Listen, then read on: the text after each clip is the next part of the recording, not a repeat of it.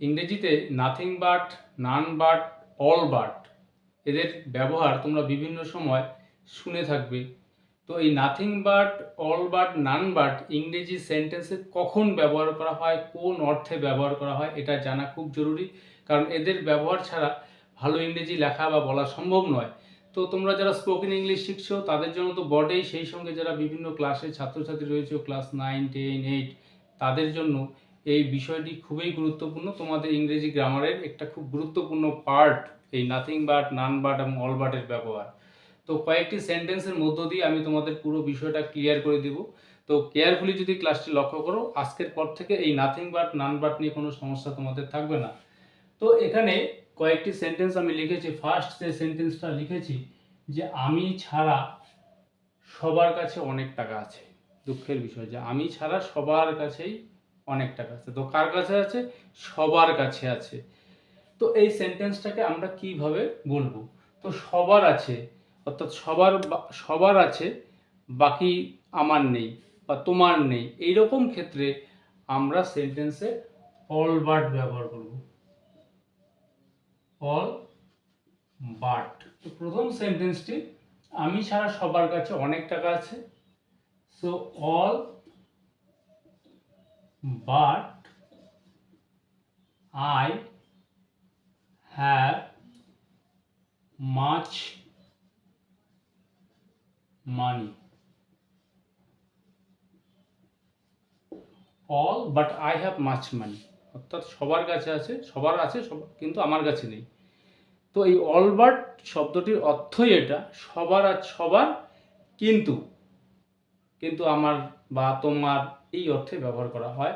তো এটা বিভিন্ন অর্থে সেন্টেন্সের মধ্যে ব্যবহার হতে পারে, বিভিন্ন টেন্সে ব্যবহার হতে পারে। তো all but I have much money, সবার ছাড়া, বলছে আমি ছাড়া সবার কাছে অনেক টাকা আছে। তো নেক্সট সেন্টেন্সটি লক্ষ্য করো, আমি ছাড়া প্রত্যেকের কাছে অনেক টাকা আছে।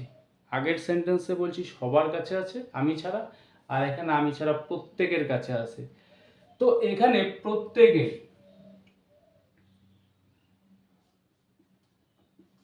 so everyone but I, আমি ছাড়া প্রত্যেকের কাছে আছে। তো প্রত্যেকের আছে ইংরেজি কি? তো এভরিওয়ান তারপরে আমরা কি ব্যবহার করব সেন্টেন্সে? হ্যাভ না হ্যাজ? তো এভরিওয়ান এটাকে আমরা অলওয়েজ সিঙ্গুলার নাউন হিসেবে ধরি, সিঙ্গুলার নাম্বার। তো এভরিওয়ান হ্যাজ। তো আমাদের যে বিষয়টা মাথায় রাখতে হবে, এই অল বাট বা এভরিওয়ান বাট সব ক্ষেত্রেই লক্ষ্য রাখতে হবে সাবজেক্ট কিন্তু এখানে সেন্টেন্সে আমি নই, সবার আছে।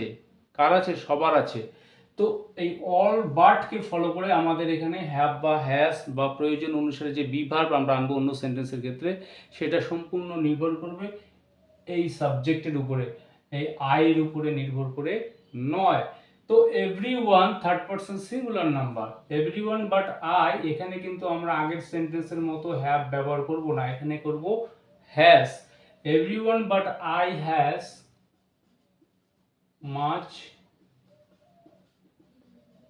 মানি। এভরিওয়ান কার আছে? আমার নেই, আমি ছাড়া প্রত্যেকের আছে। তো প্রত্যেকের আছে এভরিওয়ান হ্যাজ, সবার আছে অল হ্যাভ। অর্থাৎ এখানে সাবজেক্ট কিন্তু আই, এই আইকে বেস করে আমরা হ্যাভ হ্যাজ বা বি ভার্ব ব্যবহার করব না, ব্যবহার করব সামনে যে সাবজেক্ট রয়েছে। তো অলের ক্ষেত্রে প্লুরাল ফর্ম, যার জন্য অল বাট আই হ্যাভ বলেছি। আর এখানে এভরিওয়ান সিঙ্গুলার নাম্বার, যার জন্য এভরিওয়ান বাট আই হ্যাজ ব্যবহার করেছি। এই বিষয়টা আশা করি তোমাদের ক্লিয়ার হয়ে গিয়েছে। তো এভরিওয়ান যেহেতু সিঙ্গুলার নাম্বার, তার জন্য এখানে has, everyone but I has much মানি। বিষয়টা ক্লিয়ার। নেক্সট আরেকটি সেন্টেন্স লক্ষ্য করো, তুমি ছাড়া সবাই এখানে ছাত্র। সবাই ছাত্র, নও শুধু তুমি। তো এখানেও সবাই, অল বাট, অল বাট। তো এখানে বিষয় দুটোই, সবাই ছাত্র, তুমি ছাড়া। সবাই ছাত্র, তো সবাই ছাত্র এর ইংরেজি কি? অল আর স্টুডেন্টস, তো অল যেহেতু plural form, all but you are students. Student তুমি নাও, প্রত্যেকে, অল সবাই।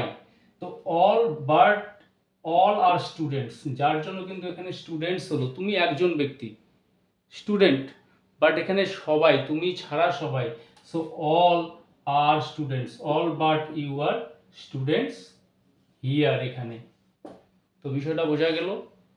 তো এখানে তুমি ছাড়া সবাই ছাত্র, so all but you are students here. Next লক্ষ্য করো, আমি ছাড়া অন্য কেউ এই গাড়িটি চালাতে পারে না। আমি ছাড়া কেউ পারে না, সে ছাড়া এই অঙ্কটা কেউ সমাধান করতে পারবে না, পারে না, বিভিন্ন টেন্সে বলতে পারি। তো এক্ষেত্রে আমাদের ইউজ করতে হবে নান বাট, অর্থাৎ অন্য কেউ না। তো আমি ছাড়া অন্য কেউ গাড়িটি চালাতে পারে না, সো নান, তার মানে কে চালাতে পারে? আমি পারি, অন্য কেউ পারে না। তো এখানে নান বাট I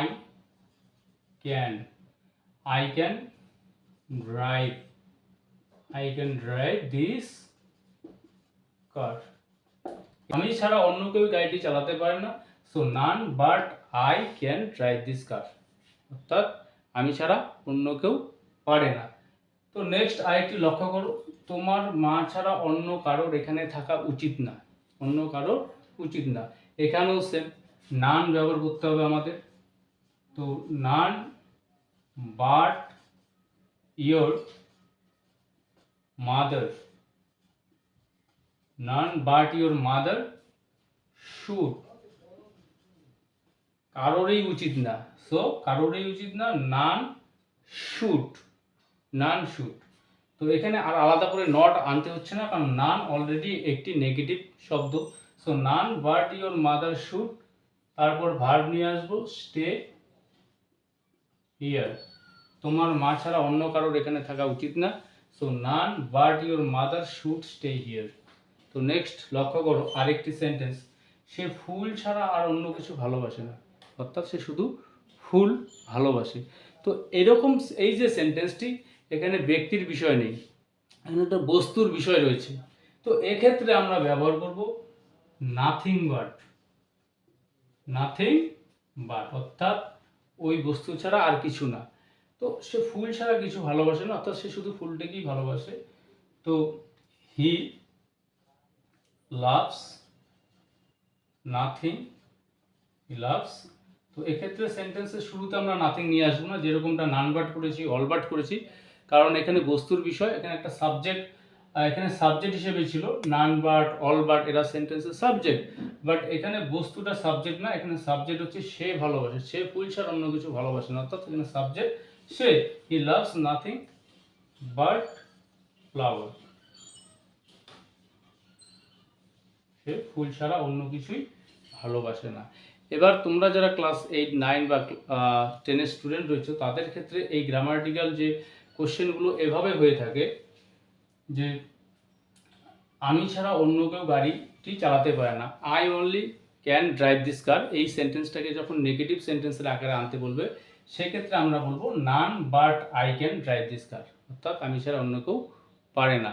তো এই নান বাট, অল বাট এবং নাথিং বাট, এগুলোকে সেন্টেন্সে কিভাবে কোন অর্থে ব্যবহার করতে হয়, আশা করি আজকের এই ক্লাসটি দেখার পর তোমাদের ক্লিয়ার হয়ে গিয়েছে। তো এই স্ট্রাকচারটাকে ফলো করে তোমরা এই জাতীয় সেন্টেন্সগুলো প্রচুর তৈরি করবে।